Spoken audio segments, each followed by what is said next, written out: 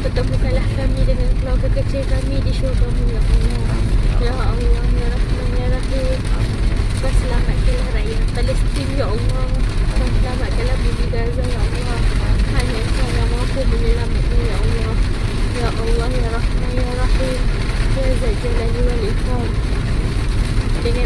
Dengan berlakunya pelbagai masalah di muka bumi ini ya Allah, jauhkanlah anak-anak kami dari jalan maksiat ya Allah. Lorongkanlah mereka jalan yang benar ya Allah, jalan menuju ke jalan-Mu ya Allah.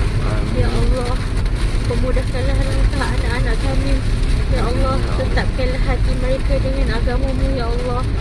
Kuatkanlah hati mereka dengan kalimah la ilaha illallah di dada ya Allah. Ya Allah, ya Rahman, ya Rahim. Jagalah mereka ya Allah. Jagalah mereka ya Allah. Jagalah mereka ya Allah. Ya Allah, kuatkanlah hubungan kasih sayang antara kami ya Allah. Kuatkanlah hubungan kasih sayang antara kami ya Allah. Ya Allah, jagalah hati-hati kami ya Allah. Jagalah hati-hati kami ya Allah. Rabbana atina